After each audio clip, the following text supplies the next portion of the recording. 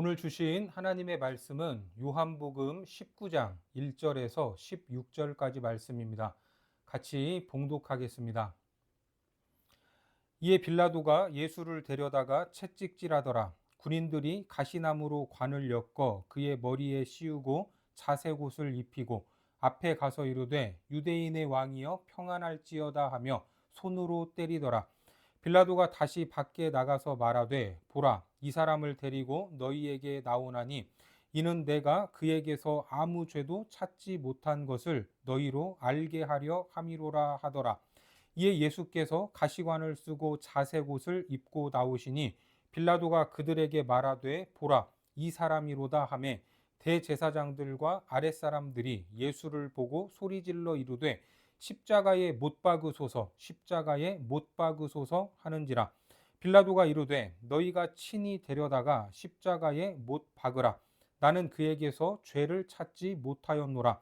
유대인들이 대답하되 우리에게 법이 있으니 그 법대로 하면 그가 당연히 죽을 것은 그가 자기를 하나님의 아들이라 함이니이다. 빌라도가 이 말을 듣고 더욱 두려워하여 다시 관정에 들어가서 예수께 말하되 너는 어디로부터냐 하되 예수께서 대답하여 주지 아니하시는지라.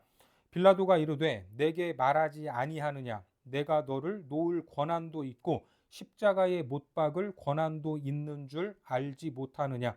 예수께서 대답하시되 위에서 주지 아니하셨더라면 나를 해할 권한이 없었으리니 그러므로 나를 내게 넘겨준 자의 죄는 더 크다 하시니라. 이러함으로 빌라도가 예수를 놓으려고 힘썼으나 유대인들이 소리질러 이르되 이 사람을 놓으면 가이사의 충신이 아니니이다. 무릇 자기를 왕이라 하는 자는 가이사를 반역하는 것이니이다. 빌라도가 이 말을 듣고 예수를 끌고 나가서 돌을 깐 뜰 히브리 말로 가바다에 있는 재판석에 앉아 있더라. 이 날은 유월절의 준비일이요 때는 제6시라. 빌라도가 유대인들에게 이르되 보라 너희 왕이로다. 그들이 소리 지르되 없이 하소서 없이 하소서 그를 십자가에 못 박게 하소서. 빌라도가 이르되 내가 너희 왕을 십자가에 못 박으랴. 대제사장들이 대답하되 가이사 외에는 우리에게 왕이 없나이다 하니 이에 예수를 십자가에 못 박도록 그들에게 넘겨주니라. 오늘은 빌라도의 재판이라는 제목으로 하나님 말씀 전하겠습니다. 체포되어 결박당하신 예수님은 안나스와 대제사장 가야바에게 끌려가셨다가 빌라도의 관정까지 들어가십니다. 지난 시간에 봤지만 예수님을 끌고 온 유대인들은 명절을 앞두고 이방인의 뜰에 들어가면 부정해지니까 유월절을 지낼 수 없으니까 문 밖에 서서 들어가지 않았습니다. 그래서 빌라도가 문 안팎으로 왔다 갔다 하면서 대화와 신문을 이어갔죠. 오늘 본문 역시 빌라도의 관정 안에서 재판을 받는 예수님의 이야기가 계속됩니다. 1절에 보니까 이에 빌라도가 예수를 데려다가 채찍질 하더라. 갑자기 빌라도는 예수님에게 채찍질을 가했습니다. 여러분 이것이 말이 됩니까? 분명히 빌라도는 예수님에게서 어떠한 혐의점도 찾지 못했습니다. 그래서 계속 데려가라고 하지 않았습니까? 그런데 어떠한 혐의도 없이 재판의 결과가 나온 것도 아닌 상황에서 채찍질을 한 것입니다. 이것은 완전한 불법입니다.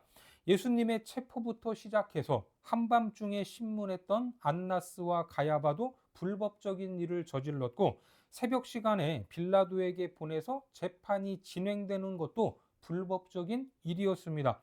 옆에서 소리치는 군중들은 이 불법에 가담한 자들입니다. 이 불법적인 과정과 시간과 방식으로 예수님에 대한 재판이 계속 진행되고 있었습니다. 그리고 또 2절에 보면 군인들이 가시나무로 관을 엮어 그의 머리에 씌우고 자색옷을 입히고 어떻습니까?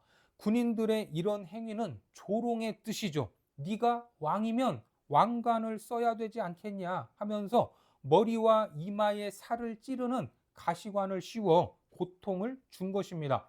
그뿐 아니라 자색옷을 입혔는데 자색은 당시 아주 귀한 색깔로 그 염료를 추출하기가 매우 힘들었습니다.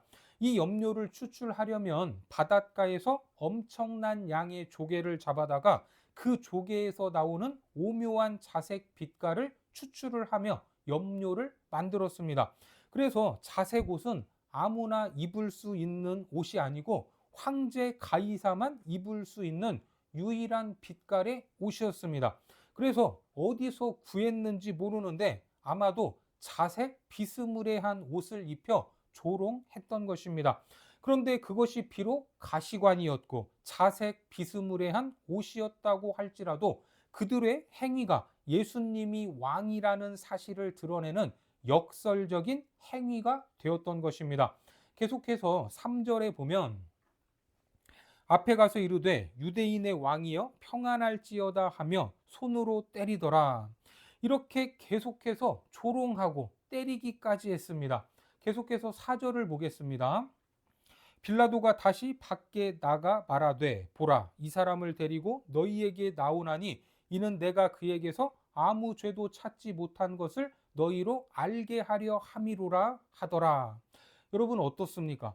예수님을 채찍질하고서 군인들이 조롱하는 것도 그냥 지켜보고 있으면서 하는 말이 아무 죄도 찾지 못했다는 겁니다. 그러면 왜 죄 없는 사람을 때리고 모욕하는 것입니까? 왜 그랬을까?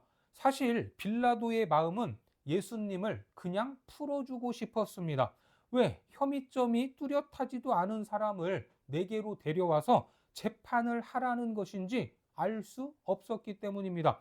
그래서 유대인들 앞에서 더 가혹하게 채찍질을 하고 조롱했던 겁니다.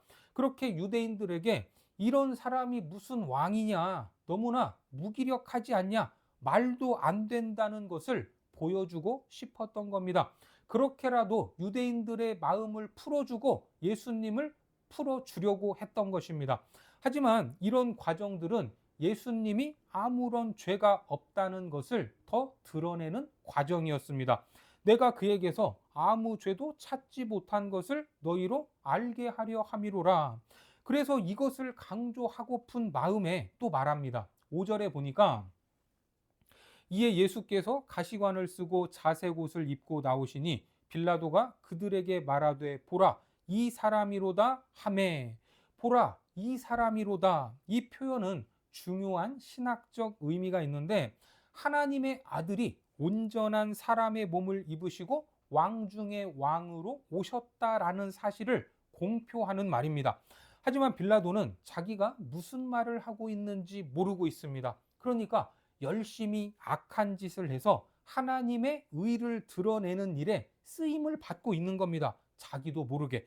하나님의 아들이신 예수 그리스도께서 온전한 사람으로 육신의 몸을 입고 오셨다는 사실을 누가 증명하고 있습니까? 빌라도가 증명하고 있는 겁니다. 자, 그런데 6절과 15절에 보니까 대제사장들과 아랫사람들이 예수를 보고 소리질러 이르되 십자가에 못 박으소서 십자가에 못 박으소서 하는지라. 빌라도가 이르되 너희가 친히 데려다가 십자가에 못 박으라. 나는 그에게서 죄를 찾지 못하였노라. 그들이 소리 지르되 없이하소서 없이하소서 그를 십자가에 못 박게 하소서. 빌라도가 이르되 내가 너희 왕을 십자가에 못 박으랴. 대제사장들이 대답하되 가이사 외에는 우리에게 왕이 없나이다 하니. 무리들은 계속 샬롬의 왕으로 오신 예수님, 참된 왕 중의 왕이신 예수님을 십자가에 못 박으라고 외쳤습니다. 예수님은 이런 말씀을 하셨던 적이 있죠. 요한복음 3장 14절에 모세가 광야에서 뱀을 든 것 같이 인자도 들려야 하리니. 그러니까 예수님이 장대에 달린 것처럼 십자가 나무에 달리셔서 저주받은 모습으로 뱀처럼 저주받은 모습으로 우리를 대속하여 죽으신 것, 그것이 바로 십자가인 겁니다. 수천 년 후에 저주받은 모습으로 빌라도의 관정에서 온갖 모욕과 수치를 당하고 계십니다. 죄 없으신 그분이 심판의 대상처럼 취급당하고 있는 겁니다. 우리가 잘 알듯이 십자가로 처형하는 것은 유대의 법입니까? 로마의 법입니까? 그렇습니다. 로마의 법입니다.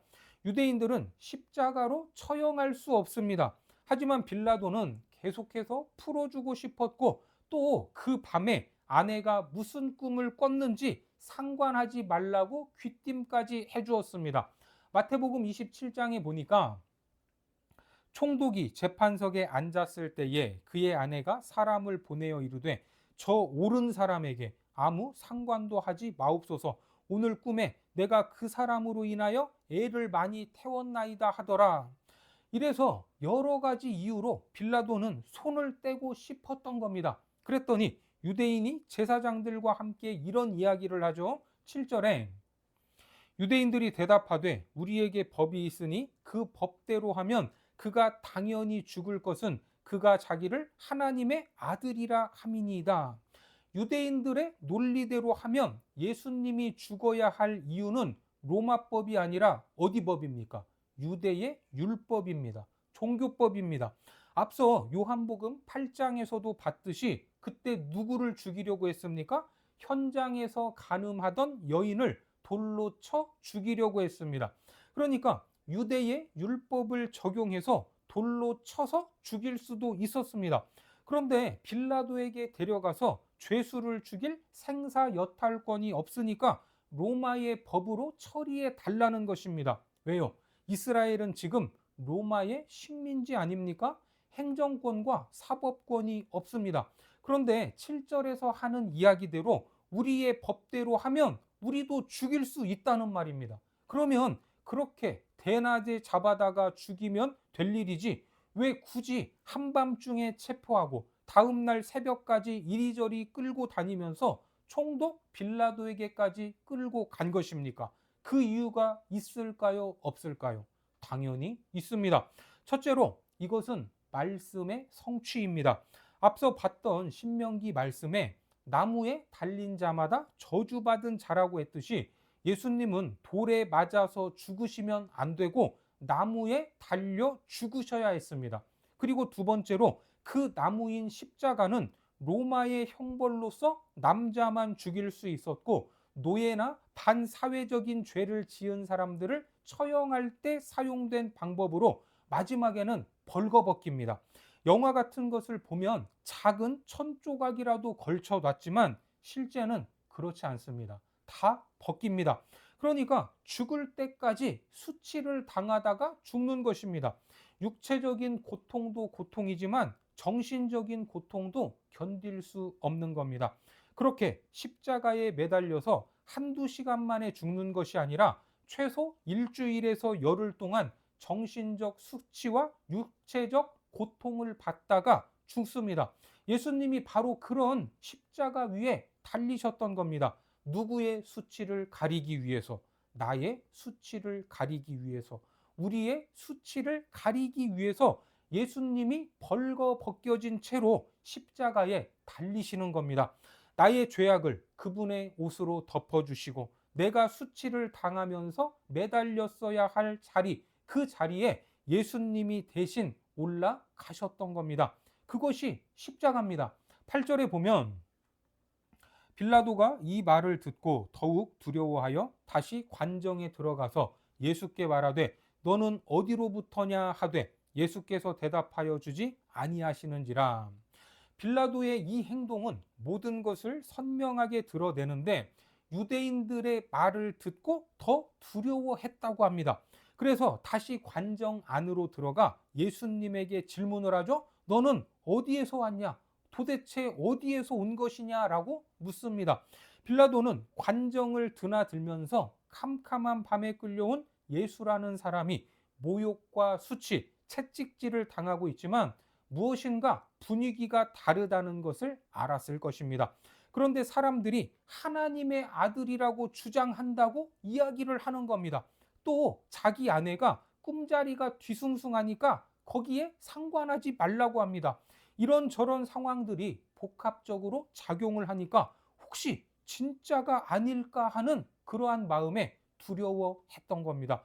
뭔가 설명할 수 없는 권위, 예수님을 체포하던 사람들도 그 앞에 엎드러지지 않았습니까?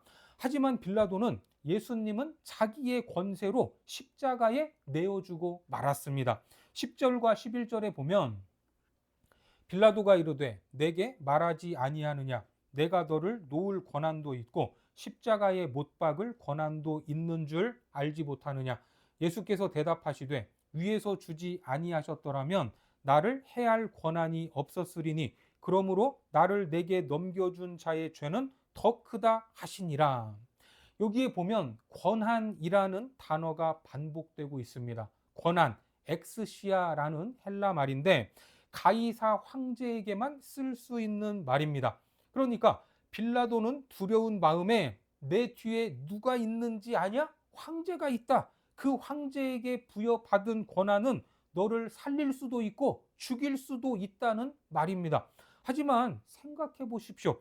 자기가 황제도 아니고 그 황제에게서 받아서 휘두를 수 있는 권한이 50년이겠습니까? 100년이겠습니까? 기껏해야 1, 20년, 3, 40년밖에 안 될 겁니다. 그런데 그것에 의지해서 만왕의 왕이신 예수님을 협박하고 있습니다. 얼마나 우스운 일입니까?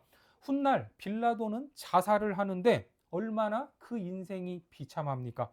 로마 황제의 권한을 조금 누리면서 예수님을 십자가에 내어주는 것보다 차라리 마음 편하게 그냥 살다가 자연사하는 것이 훨씬 더 좋았을 것입니다. 요한복음 5장 27절에 보면 또 인자됨으로 말미암아 심판하는 권한을 주셨느니라. 영원하고 실질적인 권한은 어디에서 옵니까? 하나님으로부터 오는 것입니다. 그래서 로마서 13장에서도 각 사람은 위에 있는 권세들에게 복종하라. 권세는 하나님으로부터 나지 않음이 없나니 모든 권세는 다 하나님께서 정하신 바라. 빌라도는 어떻게든 예수님을 놓아주고 싶었지만 결국 유대인들의 소리에 밀리고 말았습니다. 12절에 보니까 이러함으로 빌라도가 예수를 놓으려고 힘썼으나 유대인들이 소리질러 이르되 이 사람을 놓으면 가이사의 충신이 아니니이다. 무릇 자기를 왕이라 하는 자는 가이사를 반역하는 것이니이다. 그러니까 빌라도는 가이사의 충신으로서 그 인생의 모든 기초와 근거가 어디에 있습니까? 가이사에게 있었던 겁니다. 가이사의 임명을 받았고 그에게 부여받은 권한으로 통치를 하고 그 권세로 큰 소리를 치면서 먹고 사는 겁니다. 그러니까 이 땅에서 진리가 무엇인지, 영생이 무엇인지 이런 거에는 전혀 관심이 없고 이 땅에서 부귀영화를 누리면서 남들보다 더 잘 먹고 잘 살면 최고라는 그런 인생을 살았습니다. 결국 그의 선택이 무엇입니까? 13절에 빌라도가 이 말을 듣고 예수를 끌고 나가서 돌을 깐 뜰 히브리 말로 가바다에 있는 재판석에 앉아 있더라. 빌라도가 재판석에 앉아 있다라는 이 말은 자동사로 쓰여져 있지만 원어로 보면 타동사로도 해석될 수 있습니다. 만약 이것을 타동사로 해석하면 예수님이 앉게 되는 겁니다. 그러니까 요한은 중의적인 의미가 되도록 이 말씀을 기록해 놨습니다. 오늘 제목이 빌라도의 재판인데 그냥 역사적으로 보면 빌라도가 재판장이 되어서 재판을 하는 것으로 이해가 되겠지만 다르게 보면 빌라도의 재판, 빌라도가 재판을 받았다는 의미도 됩니다. 그러니까 지금 빌라도가 황제의 권한으로 왕이신 예수님을 재판하고 있는 것 같지만 실상 예수님에 의해서 세상 권력의 상징인 빌라도가 재판을 받는 겁니다. 그렇습니다. 오늘 우리가 살아가는 세상은 이런저런 기준을 가지고 우리의 믿음, 우리의 선택, 우리의 삶을 재단하며 잘했느니 못했느니 하면서 평가하고 심판하겠지만 역사의 마지막 순간 최종적으로 심판하시는 분은 누굽니까? 디모데후서 4장 8절에 보면 이제 후로는 나를 위하여 의의 면류관이 예비되었으므로 주 곧 의로우신 재판장이 그날에 내게 주실 것이며 의의 면류관을 쓰는 그날 최종적 심판이 있음을 믿으시기 바랍니다. 모든 사람들이 그 심판대 앞에 서게 됩니다. 분명히 그날이 옵니다. 그리고 유대인들과 대제사장들은 자기도 모르게 본심을 드러내고야 말았습니다. 뭐라고 합니까? 15절에 보니까 그들이 소리 지르되 없이하소서 없이하소서 그를 십자가에 못 박게 하소서. 빌라도가 이르되 내가 너희 왕을 십자가에 못 박으랴. 대제사장들이 대답하되 가이사 외에는 우리에게 왕이 없나이다 하니.